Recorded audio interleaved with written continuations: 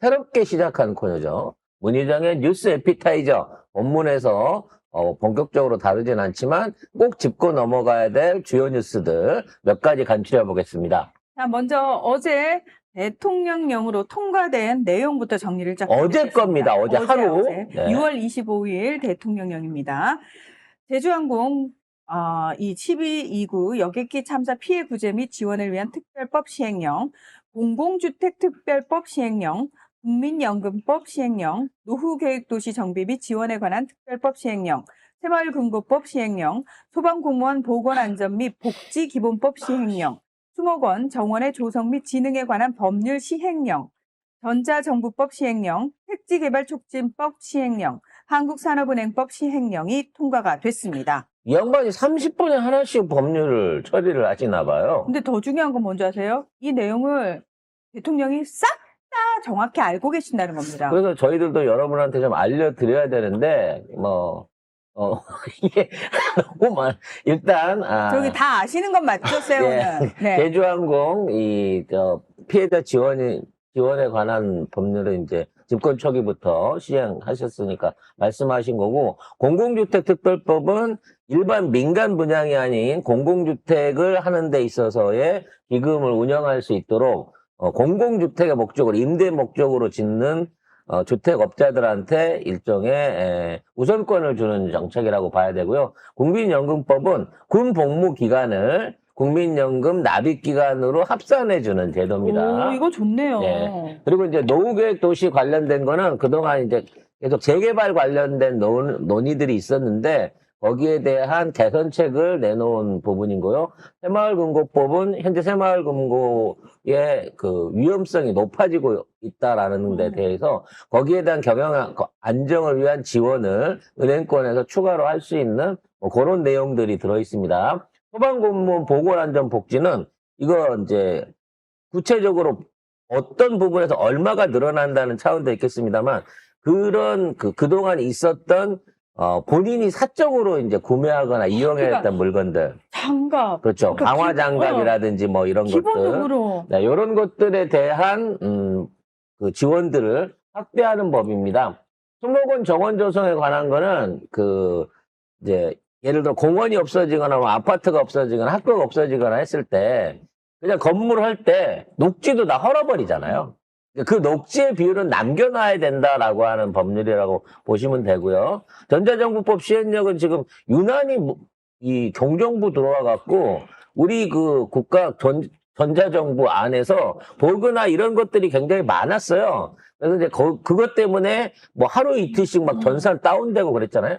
이런 것들을 어떻게 대응할 것인가라는 부분에 대한 매뉴얼을 앞으로 진행한다고 합니다. 그리고 택지개발 촉진법 아까 말씀드렸던 내용과 같은 거예요. 사적 토지보다는 공공주택, 임대주택 이런 것들을 짓는 데 대해서 택지개발 허가를 좀 더 완화시켜주는 내용인 거고, 이제 산업은행 관련한 거는 이제 그동안 산업은행에서 돈을 사실 산업이 아닌 부분에 여기저기 다 푼 게 많았어요. 기업들을 상대로 해갖고 이걸 해야 되는데 어느 날부터 김건희가 자꾸 산업은행에서 일반 자금을 뽑아가지고 그걸로 도이치모터 주식 사고 뭐 이런 식으로 해갖고 산업은행 관련된 돈들을 많이 뽑아갔거든요. 그래서 이러한 불법적으로 나가 있는 기금들이나 대출들 이런 것들을 전반적으로 점검하고 환수를 위한 준비를 하셨다고 합니다. 그러니까 이 정도 되면 시행령 자판기 아니겠어요? 근데 무슨 윤석열이 했던 갑자기 경호처가 군과 경찰 이걸 다 관할한다 이런 그 목적을 알 수 없는 이상한 법들이 아니라 진짜로 민생에 도움이 될 수 있는 이런 법들을 진행을 하고 있습니다. 자, 오늘은 또 얼마나 많은 법들이 새롭게 올라올 것인지 기대가 되는 상황이네요. 자, 두 번째 뉴스 가도록 하겠습니다. 국방부가 12.3 내란 사태에 앞장선 국군 방첩사령부의 핵심 업무인 방첩, 정보, 수사를 그대로 두겠다고 국정기획위원회에 보고한 것으로 확인됐습니다. 국정기획위는 이러한 국방부 업무 보고를 두 차례 반려시키며 국민적 분노를 아느냐고 질책했습니다. 자, 이제 특검이 본격적으로 나서기 시작하면서, 먼저 국방부에서 이제 여러 가지 개선안들을 지금 권해놓고 있는데, 지금 사실은 이번에 방첩사가 가장 큰 역할을 했었고, 사실은 이제 사전 정보나 이런 것들을 묵인하고, 또, 뭐, 합참이라든지 다른 군 부대하고 연결고리 내지는 인원 감시 같은 거, 나중에 쿠데타 인원을 선별하고 참여시키는 등 여러 가지 핵심적인 역할을 했을 걸로 보여지거든요. 그러니까 이번 건은 정보사와 방첩사의 합작품이라고 할 수 있는 건데 이 방첩사를 없애야 된다 또는 축소해야 된다. 기능을 이전해야 된다. 이게 과거의 기무사 아니겠어요? 문재인 정부 때도 그때 기무사의 역할을 대폭 약화시켰는데 윤석열이 이거를 부활을 시켰고 결과적으로 이게 쿠데타로 이어졌다는 거죠. 그래서 여기에 대한 개선안을 가지고 오지 않은 데 대해서 굉장히 문제점을 지적받고 있습니다. 인수위원회에 있는 것보다 국정기획위원회가 있는 게 더 좋네요. 왜냐하면은 확실하게 이런 부분을 국민들한테 얘기를 해줄 수가 있잖아요. 그리고 이거는 무기한입니다. 인수위원회는 대통령이 취임을 하면 없어지지만 이거는 앞으로 얼마 동안 유지돼서 어디까지 그 역할을 해나갈 수 있을지 모르기 때문에 저는 이 기획이 오히려 개혁의 틀 안에서 굉장히 중요한 역할을 하고 있다고 판단이 되네요. 최혜병 관련해서도 특별한 얘기들이 좀 있었습니다. 네, 최혜병 특검이 박정훈 항명 기소는 위법이라며 항소 취하 방침을 검토 중인 것으로 알려졌습니다. 그리고 특검팀이 최근 박아무개 중령 등 6명이 포함된 파견 요청 공문을 국방부 장관에게 보냈다고 하는데요. 이 6명은 2023년 7월 박정훈 당시 해병대 수사단장 밑에서 최상병 사망 사건을 수사한 수사관들이라고 합니다. 그래서 오는 30일자로 파견 요청을 했고요. 그리고 지난 24일자로 특검팀에 합류한 신강재, 오승곤 중령의 이름도 이 공문에 담겨 있다고 합니다. 사실 이분들의 파견을 받는 게 최혜병 사망 사건에 대한 팩트를 파헤치는 부분도 있겠습니다만 이 사람들을 누가 회유해가지고 누가 협박해가지고 지금 있는 사태를 막으려고 했느냐 라는 차원에서의 조사가 더 중요합니다. 이미 이제 불법적인 방법으로 해갖고 정당한 조사를 했던 당시의 조사팀들을 압박하고 박정훈 대령을 항명죄로 몰아넣은 건 알지만 그 실무 단계에서 누가 입막을 하고 누가 협박을 하고 했는가. 즉 내부적으로 이와 같은 은폐에 가담했던 사람들을 가장 잘 알고 있는 사람이거든요. 그러니까 지금 와갖고 구체적인 사실을 다시 되파는 것보다 그 당시에 은폐를 하려고 했던 사람들을 직접 고발할 수 있는 기회가 생겼기 때문에 아마도 국방부 내에서 이른바 대통령실의 명령을 받고 이 사건을 은폐하려고 했던 요 세력들에 대한 단죄가 이루어질 수 있을 것으로 기대를 합니다. 네. 자, 이재명 대통령이 사법시험 부활과 관련해서 개인적으로 공감하지만 로스쿨이 음서제가 될까 또 걱정도 된다라는 말씀을 하셨는데 사실 지난 2022년 20대 대선에서는 사법시험 부활을 공약을 했었죠.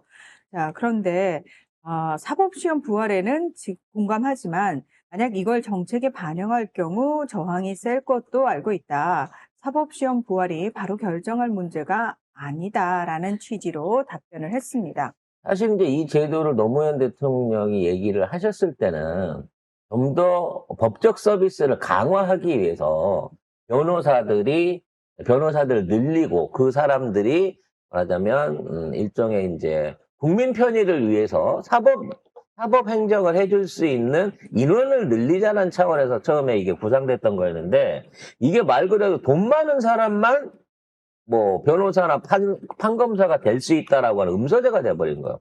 왜냐면 너나 없이 로스쿨을 만들었는데 로스쿨 학비가 1년에 거의 1억이 든대요. 네, 엄청 많이 들어요. 그래서 2억을 들여가지고 로스쿨을 나오지 않으면 아예 법관으로 진출할 수 있는 방법이 없어져 버린 거야. 그때는 이제 처음에 할 때는 그 얘기도 많이 했거든요. 학비가 비싸지만 뭐 장학생들을 많이 늘려가지고 돈이 없어도 공부할 수 있는 환경을 만들겠다? 그런 거 없었습니다. 결국은 돈 많은 강남 자제들만이 로스쿨에 응시를 했고, 더 잣 같은 거는 로스쿨을 2년 수료한 얘네들의 합격률이 정말 놀라울 정도로 높다는 거예요. 사법고시하고 비교도 할 수 없게끔. 그러다 보니까 결과적으로 돈 많고 학비 조달 가능하고 또 나중에 로스쿨을 통과해서 나오더라도 그 자격을 따더라도 연줄 있고 법조계 연줄이 없으면 제대로 된 취업도 못하는, 즉 200만 원 최저임금 좀 넘게 받는 변호사들과 나오자마자 그냥 로펌에 가게 되는 귀족자재 변호사들을 양산하게 되는 양극화를 만들었다는 거죠. 근데 지금 있는 상황에서 이제 더 이상 하지 마라고 하면 그동안 이제 만들어졌던 거나 이제 공부했던 사람들이 피해를 볼 수 있으니까 요걸 어떠한 비율로 적절하게 나눌 것이며 또 시험을 봐서 들어오는 사실을 부활해서 들어오는 사람들과 로스쿨 나온 사람들의 처우나 거기에 대한 어떤 차별이 없게끔 어떻게 조정할 수 있느냐 등등의 많은 문제점을 현재는 갖고 있는 방향인데, 아무튼 논의의 자리에 올려졌다는 것만으로도 저는 뭔가 이게 사법개혁의 또 하나의 방향성이 될 수 있을 것으로 생각을 합니다. 참고로 말씀드리면 과거 사법시험은 1차 합격률이 약 20% 내외였고요. 네. 최종 합격률은 3에서 5% 수준이었습니다. 로스쿨 변호사 시험 합격률은 평균 합격률이 최근에 45에서 50% 수준인데, 문제는 이게 학교별로 편차가 굉장히 크다는 겁니다. 하위권 로스쿨 같은 경우에는 20%까지 하락을 해서 오히려 이 로스쿨 간의 격차 때문에 로스쿨 제도의 신뢰가 좀 흔들리는 거 아니냐라는 얘기가 나오고 있고요.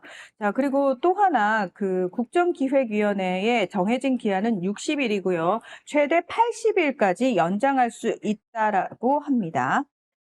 그럼 앞으로 기대할 수 있는 시간이 약 60일 정도 더 남은 거네요. 그렇죠. 최대로 해서. 자, 이번에는 땅꺼짐 위험도와 관련된 얘기인데요. 이 집안 치마 사고 이력이나 치마 민원 접수 현황 이런 것들을 이용해가지고 지하 안전 전문가들과 11만 건의 정보를 확보해서 분석을 KBS가 했다고 하는데요.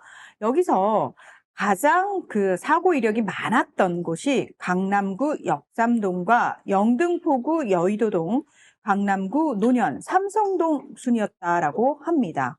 공통점 하나죠. 큰 건물이 많은데요. 많은 데가, 그렇죠.